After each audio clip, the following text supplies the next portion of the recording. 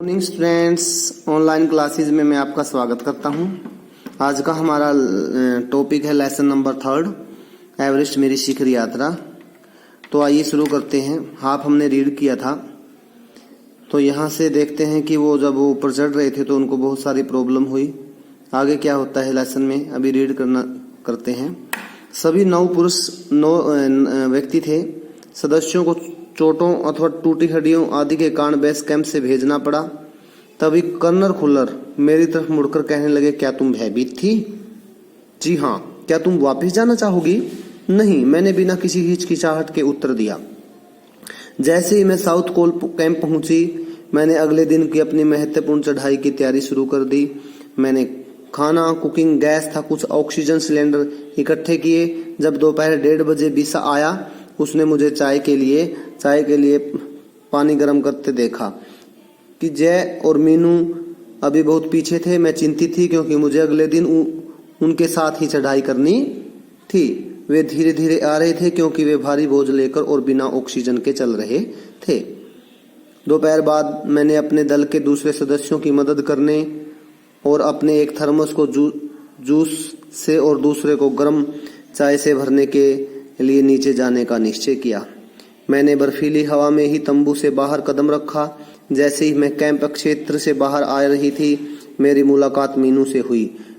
की और जय, ये की भी नाम है बेटा, अभी कुछ पीछे थे। मुझे जय जेनेवा सपर की चोटी को ठीक नीचे मिला। उसने कृतज्ञतापूर्वक चाय वगैरह पी, लेकिन मुझे और कुछ आगे जाने से रोकने की कोशिश की, मगर मुझे की से भी मिलना था। थोड़ा सा और आगे नीचे उतरने पर मैंने की को देखा। वह मुझे देखकर हक्का बक्का रह गया। हक्का बक्का मतलब होता आश्चर्यचकित होना, हैरान हो जाना। तुमने इतनी बड़ी जोखिम क्यों ली बछेंद्री? मैंने उसे दृढ़तापूर्वक कहा, मैं भी औरों की तरह एक पर्वतारोही हूँ, इसलिए इस दल में आई हूँ। शारीरिक रूप से मैं ठीक हूँ, इसलिए मुझे अपने दल के सदस्यों की मदद क्यों नहीं करनी चाहिए? की हंसा और उसने पेय होता पीने का पदार्थ से प्यास बुझाई, लेकिन उसने मुझे अपना किट ले जाने नहीं दिया। थोड़ी देर बाद साउथ कोल कैंप से लहाटू और बिसा हमें मिलने नीचे उतर आए और हम सब साउथ कोल पर जैसे भी सुरक्षा और आराम की जगह उपलब्ध थी उसी पर लौट आए। साउथ कोल पृथ्वी पर बहुत अधिक कठोर जगह के नाम से प्रसिद्ध है। आगे देखते हैं। अगले दिन मैं सुबह 4 बजे उठ गई, बर्फ पिघलाया और चाय बनाई। कुछ बिस्किट और आधी चॉकलेट का हल्का नाश्ता करने के बाद मैं लगभग 5:30 बजे अपने तंबू से निकल पड़ी। अंगदौरजी बाहर खड़ा था और आसपास नहीं था। अंगदौरजी बिना ऑक्सीजन के ही चढ़ाई करने वाला था, लेकिन इसके कारण उसके पैर ठंडे पड़ जाते थे, इसलिए वह ऊंचाई पर लंबे समय तक खुले में और रात्रि में शिखर कैंप पर नहीं जाना चाहता था। इसलिए उसे या तो उसी दिन चोटी तक चढ़कर साउथ कोल पर वापस आ जाना था अथवा अपने प्रयास को छोड़ देना था। वह तुरंत ही चढ़ाई शुरू करना चाहता था और उसने मुझसे पूछा, क्या मैं उसके साथ जाना चाहूंगी? एक ही दिन में साउथ कोल से चोटी तक जाना और वापस आना बहुत कठिन और श्रम साध्य होगा, बहुत मेहनत का काम, इसलिए श्रम साध्य। इसके अलावा यदि अंगदौरजी के पैर ठंडे पड़ गए थे तो उसे लौटकर आने का भी जोखिम था। मुझे फिर भी अंगदौरजी पर विश्वास था और साथ साथ मैं आरोहण की अक्षमता और कर्मठता के बारे में भी आश्वस्त थी। अन्य कोई भी व्यक्ति इस समय साथ चलने के लिए तैयार नहीं था। सुबह 6:20 पर जब अंगदौरजी और मैं साउथ कोल से बाहर आ निकले तो दिन ऊपर चढ़ आया था।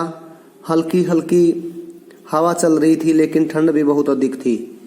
मैं अपने आरोही उपस्कर में काफी सुरक्षित और गर्म थी। हमने बगैर रस्सी के ही चढ़ाई की। अंगदौरजी एक निश्चित गति से ऊपर चढ़ते गए और मुझे भी उनके साथ चलने में कोई कठिनाई नहीं हुई। जब हम जमे हुए बर्फ की सीधी व ढलाऊ चट्टानें इतनी सख्त और भुरभुरी थी मानो शीशे की चादरें बिछी हों। हमें बर्फ काटने के फावड़े का इस्तेमाल करना ही पड़ा और मुझे इतनी सख्ती से फावड़ा चलाना पड़ा जिससे कि उस जमे हुए बर्फ की धरती को फावड़े के दांत काट सकें।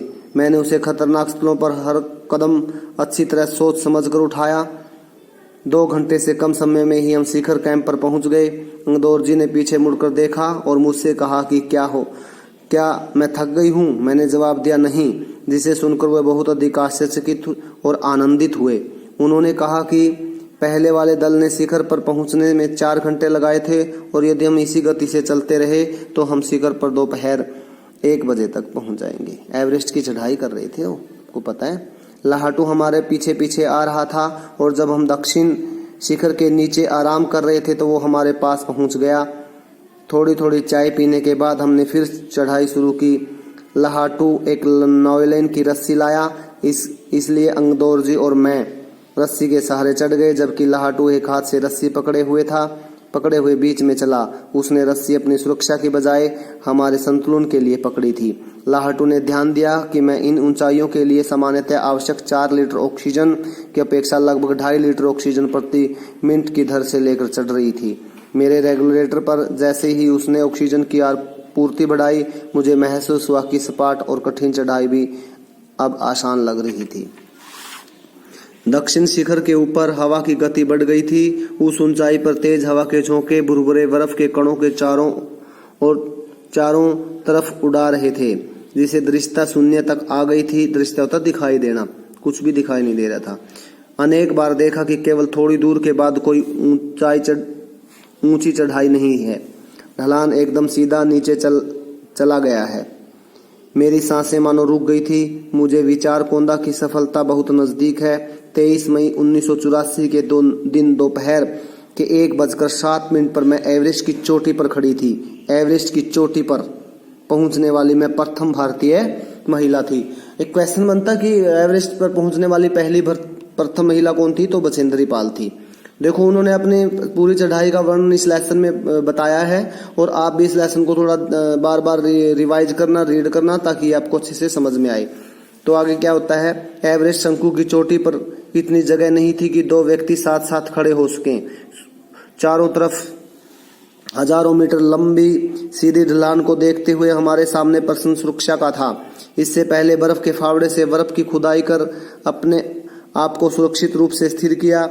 इसके बाद मैं अपने घुटनों के बल बैठी। बर्फ पर अपने माथे को लगाकर मैंने सागर माथे के ताज को चुंबन लिया। बिना उठे ही मैंने अपने थल से दुर्गा माँ का चित्र और हनुमान चालीसा निकाला। मैंने इनको अपने साथ लाल कपड़े में लपेटा, छोटी सी पूजा अर्चना की और उनको बर्फ में दबा दिया। आनंद के क्षण ने मुझे अपने माता पिता का ध्यान आया। आनंद के इस क्षण में मुझे अपने माता पिता का ध्यान है। जो भी अच्छे कर्म करते हैं ना, जो भी हम अच्छे काम करते हैं या कोई उन्नति करते हैं, प्रगति के मार्ग पर जाते हैं, तो हमें बड़ी खुशी होती है और अपने माता पिता को हम याद करते हैं, क्योंकि उन्हीं के द्वारा दिया गया हमारा जीवन है।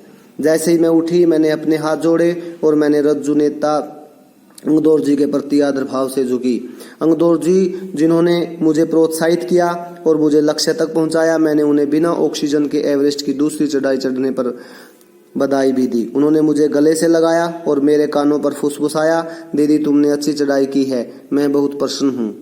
कुछ देर बाद सोनम पुलजर पहुंचे और उन्होंने फोटो लेने शुरू कर दिए।